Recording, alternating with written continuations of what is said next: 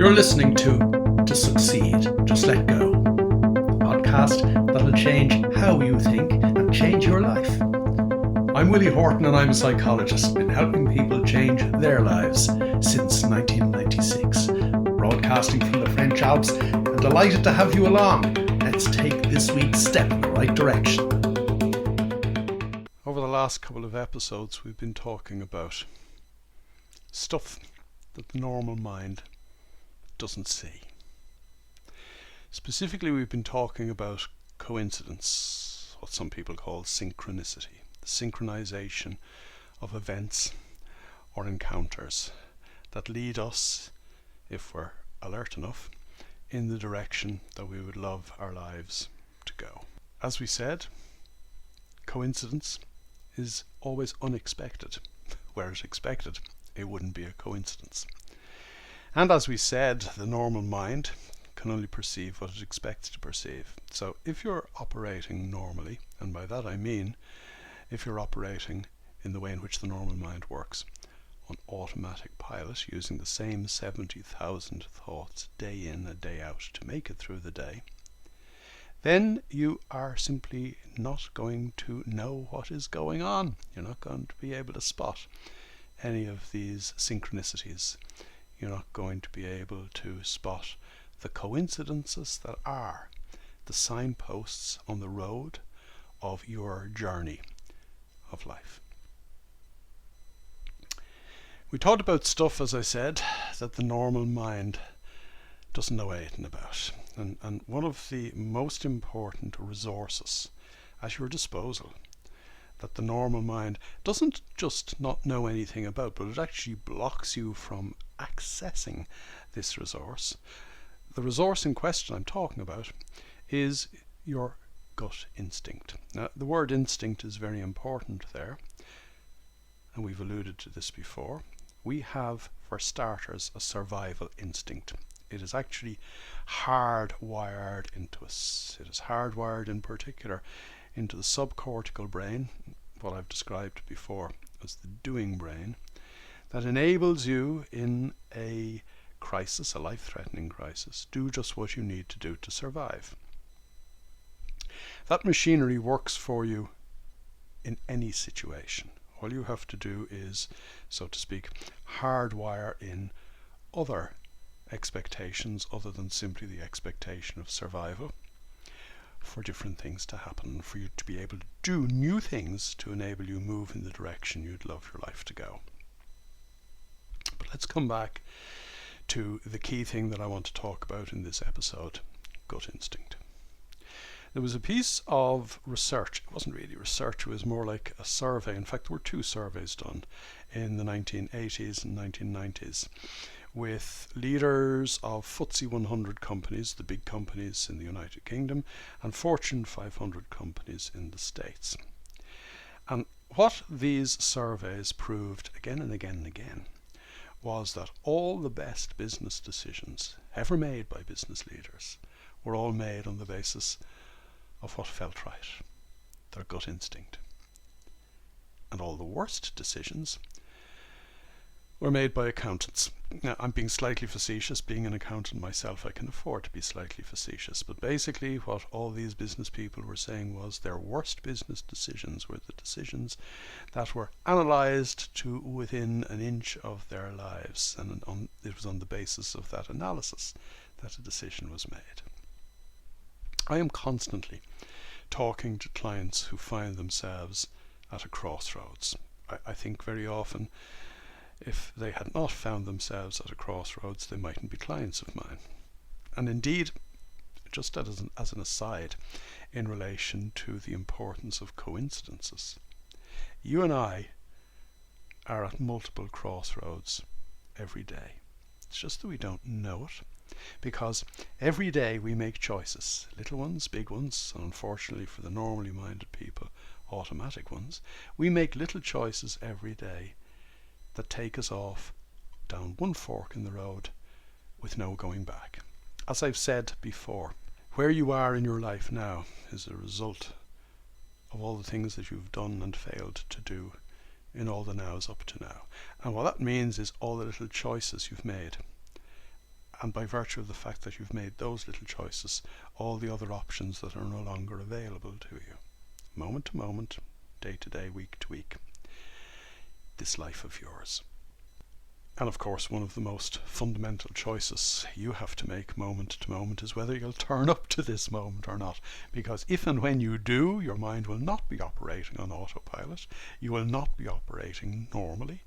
You will be operating in a way that does see the signposts, that does recognize the signposts for what they are, and that makes the right choices moment to moment. Those choices cannot be made by the thinking mind, the life-changing choices that we make.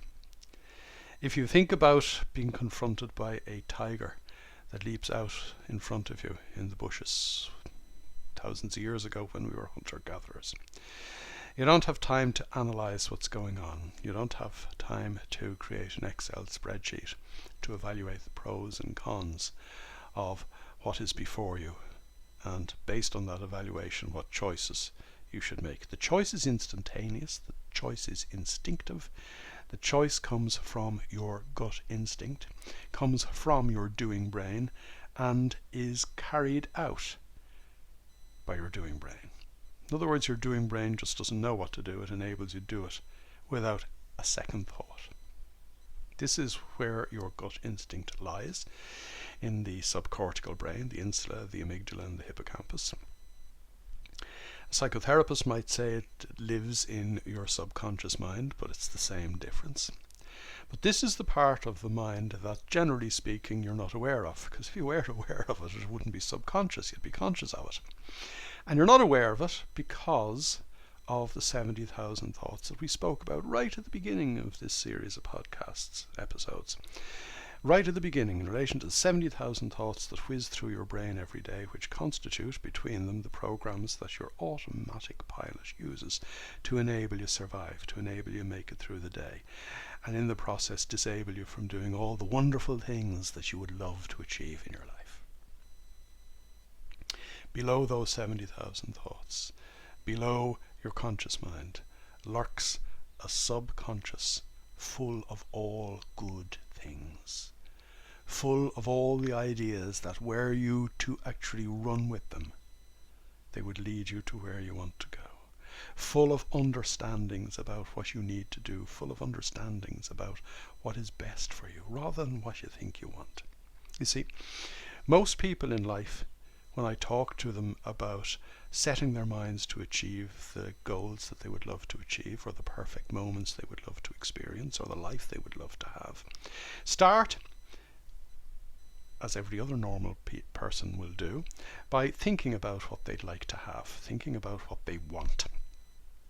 Now, when you think about what you want, you can rest assured that you are going to come up with the wrong answers, for the simple reason that the normal mind operating on automatic pilot is going to use the 70,000 thoughts that you learned in a past long gone. It's going to use those thoughts to concoct something along the lines of what not you think you want, but what you think you want that would kind of be acceptable to the norms of what success and happiness looks like. So we need, as I've said many times before, you need to park your thinking mind. You need to let what is within come out. And you don't need to go looking for it. It will come out of its own accord once you let the thinking mind get out of the way. Back to what I was saying a minute ago. Many of the clients that I talk with one-to-one find themselves at a crossroads in their lives at one time or another, or very often they find themselves at multiple crossroads throughout our conversations. And very often they will ask for my advice. And every time they ask for my advice, I tell them, I don't give anybody advice. I enable you figure this out for yourself. Let what is inside come out. There's one particular girl I have spoken to 3 times over the last 6 years.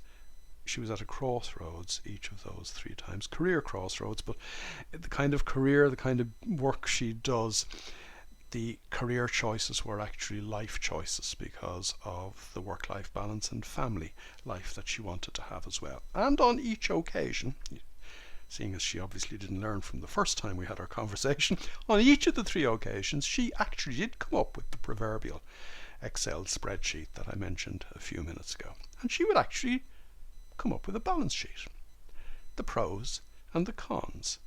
If I make this decision, what are the advantages and what are the disadvantages? If I leap the other way, what are the advantages and what are the disadvantages? And she tied herself in knots, or should I say her thinking mind tied her in knots. And you should hear the way I talk to some of my clients one-to-one.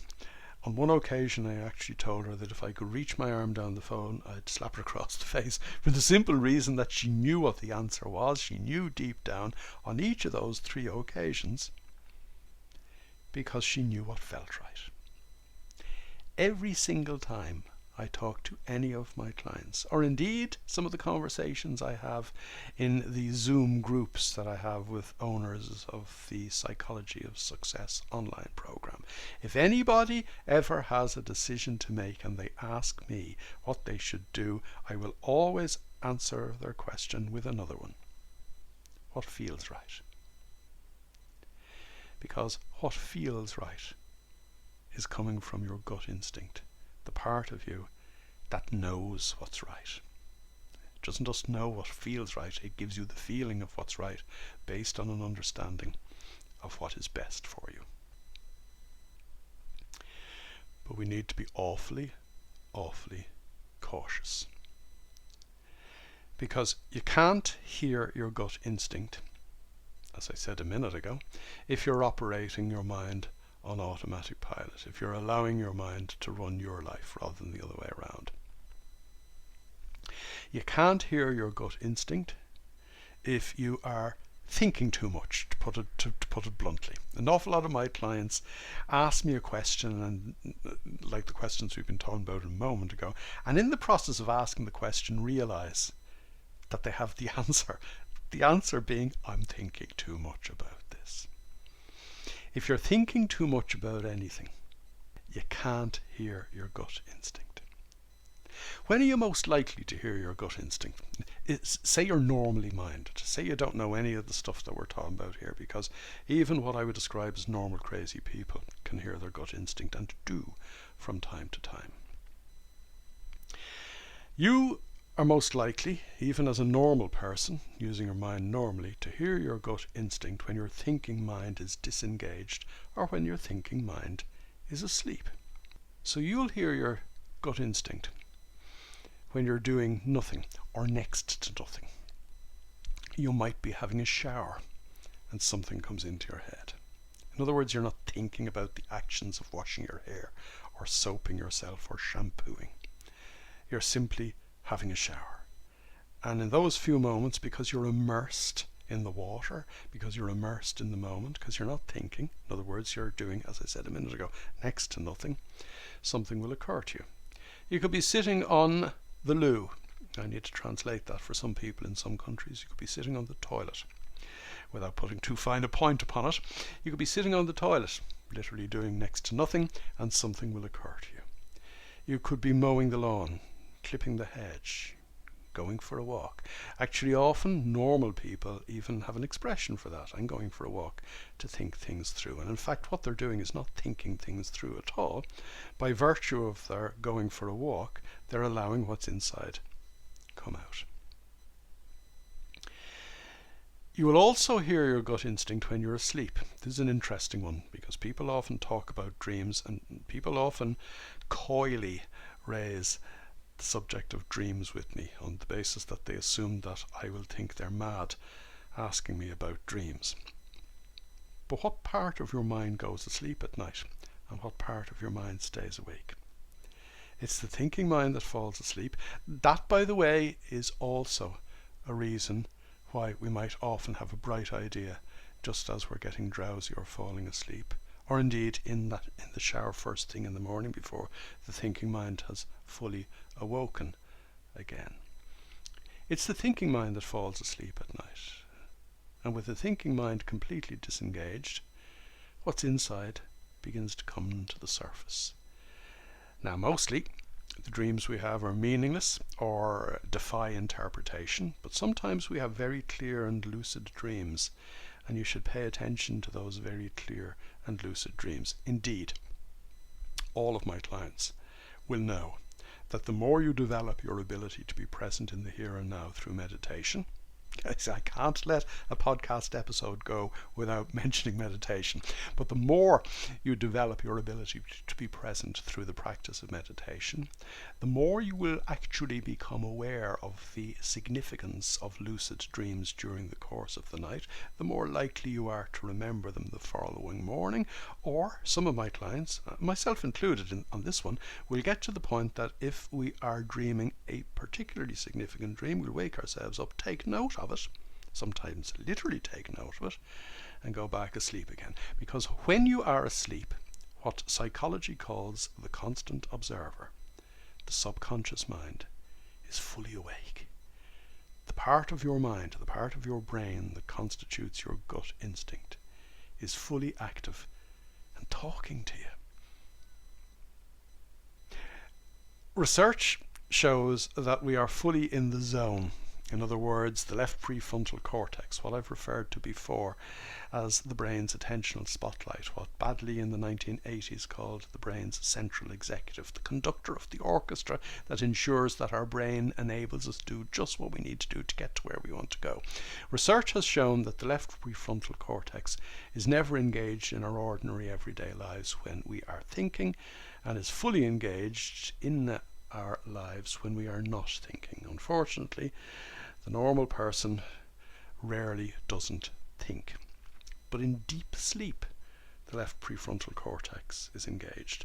Under general anesthetic, the left prefrontal cortex is engaged. When we are engaged in extreme sports like skydiving or skiing, the left prefrontal cortex is engaged because your life depends upon it. In the last few moments before you die, your left prefrontal cortex is engaged. It is cognitive psychology's explanation of the near-death experience, because clearly some people get to death's door, have this lucid moment, and actually survive to tell the tale. The point is, this is where your gut instinct is. You need to let it out. And unfortunately, as I have said a couple of times in today's episode, the normal thinking mind precludes you from letting what is inside come out. And therefore, I said I issued a word of caution earlier on. Therefore, you need to be very cautious that you don't mistake conventional wisdom for gut instinct. Let me explain. I had a client many years ago in the late 90s, around the time of the dot-com bubble, for those of you who are interested in the stock market. I had a client that decided he wanted to be a software millionaire. He could feel it in his gut. Now, actually, in hindsight, and unfortunately hindsight is a wonderful thing but absolutely useless because it's after the event, unless of course you use it for learning, by the way, but in hindsight it turned out that that wasn't his gut instinct at all. He was hanging out in his golf club with people who were making money out of the boom in software and IT and dot-com companies. He could see what was going on around him. His thinking mind was taking it in, and his thinking mind was kind of forming the impression of what he wanted. Now, the subconscious mind, as I've said before, doesn't understand the word want, nor does it understand the word wish or hope. And we'll come back to that again later, because it's important when it comes to setting our goals and objectives. We'll have another episode or 2, or possibly 10 on that. But this guy was immersed in an environment where he saw people making money as a result of internet companies and IT companies. And it occurred to him, that's me, I'd like a bit of that. And he thought it was his gut instinct. It wasn't his gut instinct. It was what I've described a minute ago as conventional wisdom. Now, that's not an appropriate description because those two words don't go together. There is no such thing as conventional wisdom. because conventional means normal, and normal means I'm thinking around in loops.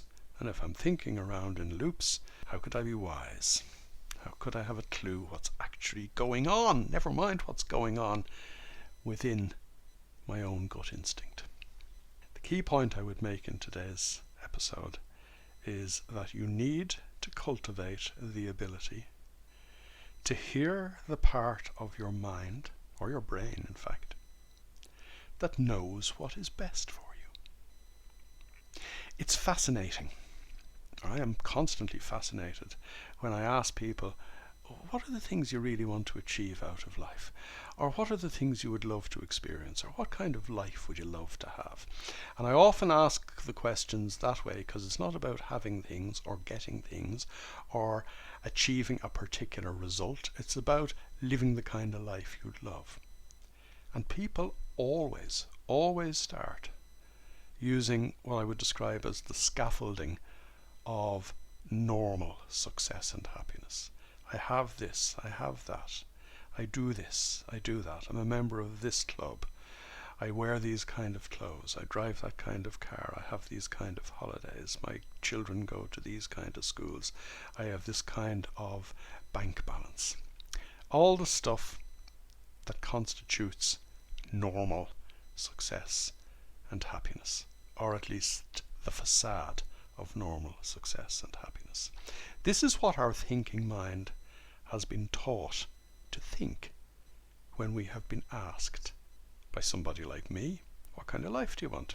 What would happiness and success look like for you? It isn't just that our normal mind has been taught to think that way. We hang around with loads of other people who think that way too, and therefore it's acceptable. In fact, it is to be desired, because people who we think might be happy and successful are thinking that way, and maybe, just maybe, their thinking got them there. Now, the probability is that it got them there, but they paid a price along the way. But that's another story and another episode or two as well. It fascinates me, as I say. People always start by thinking about the kind of life they want to live. You're not going to figure this out for the simple reason that when we try to come up with that balance sheet that I mentioned earlier on, we think about what we want. We think about what we want based on what others have as well, by the way, but we'll come back to comparative thinking another time too. You see, we could be having this conversation for the next decade. But people assume that they know what they want. And in fact, they're wrong. People think they know what they want. And even if you did know what you wanted, even if you could figure that out, because of the way in which we believe ourselves capable of this, that or the other, and obviously incapable of other things, even if we could figure out what we want, it'll always shortchange us. It will always leave us short in comparison to what is best for us. Now, you can't think that through. The conscious mind doesn't even understand that. Or if it does, it has a warped understanding of it. You know, somebody's fired from their job and an Irish mother would say, well, that's what was best for you. It's like, you know, as I said in another episode, oh, be realistic is a put down. Oh, that was best for you is very often a put down too. The normal mind doesn't know what is best for you, but there's a part of you that does. That is your subcortical brain, that is your subconscious mind, that is your gut instinct. It is what some people might call the spiritual side of themselves, but let's not get off into the realms of spirituality, at least not for now. There's hard science behind my understanding that I am giving you of the parts of the brain that know what's best for you. 10,000 years ago, and was kind of a no-brainer to a large extent because we are hardwired to survive, these parts of the brain knew exactly what was best for you when confronted by a threatening situation. These parts of the brain still know what's best for you, what is blissfully, joyfully best for you. They're words that the thinking mind hoo-hoos, actually. They're words. As somebody said to me a while ago when I mentioned the word joy to them, he said to me, that's only a word you see on a Christmas card. But what kind of life would you be having if it's not full of joy? Why would you turn your back on a life that could be blissfully happy and joyful when there's a part of your mind that knows exactly what that would look like and feel like?